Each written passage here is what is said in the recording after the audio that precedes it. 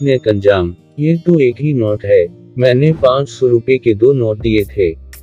दूसरा नोट कहाँ है? सायम कंप्यूटर पर गेम खेल रहा था।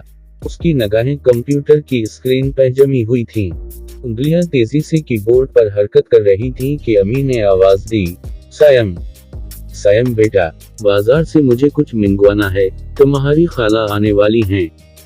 जल्दी से जाओ, मुझे बावर्ची खाने में बहुत से काम निपटाने हैं। अच्छा बताएं, क्या लाना है?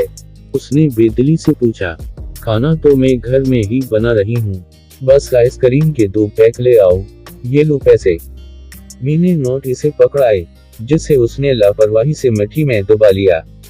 सिर्फ चॉकलेट के जायके में ही लाना, इस्मा के बच्चों को वही पसंद है।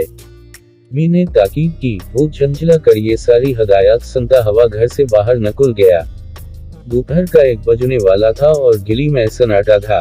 एक तो गर्मी, उस पर खेल अधूरा रह जाना, इसे गुस्सा आ रहा था। भी उसका दिमाग खेल में ही लगा हुआ था। वो करीबी बेकरी पर पहुंचा, लेकिन मालूम हुआ कि वहां चॉकलेट फ्लेवर खत्म हो चुका है। एक दो दूसरी दुकानों पर भी कई फ्लेवर मौजूद थे, लेकिन चॉकलेट के मजे वाली आइसक्रीम नहीं थी। लहजा उस सूरत हाल पर मजीद परेशान होता हुआ घर की जानिब रवाना हुआ। अभी अपनी गली में दाखिल हुआ ही था कि इसे जमीन पर 500 रुपए का एक मड़ा हुआ नोट पड़ा दिखाई दिया। उसने फौरन उठाकर यकीन कर लिया कि नोट बिल्कुल असली है।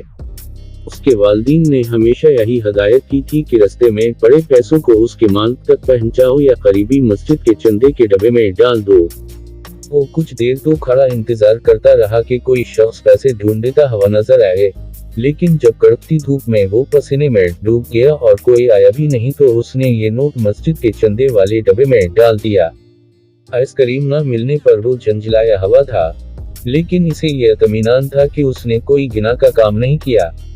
इन्हीं सोचों में गुम वो घर पहुंचा। एमी, आपने इतनी गर्मी में मुझे बाहर भेजा और देखें, चॉकलेट फ्लेवर तो मिला भी नहीं। उसने नोट वापस एमी को थमाए।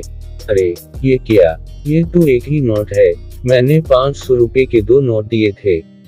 दूसरा नोट कहाँ है? उसकी अम्मी ने हैरानी से पूछा। क्या, ऐसा कैसे हो सकता है? वो चौंका। सायम की समझ में सारा मामला आ चुका था कि जमीन पर पड़ा हुआ नोट बेतियानी में इसी के हाथ से गिर गया था।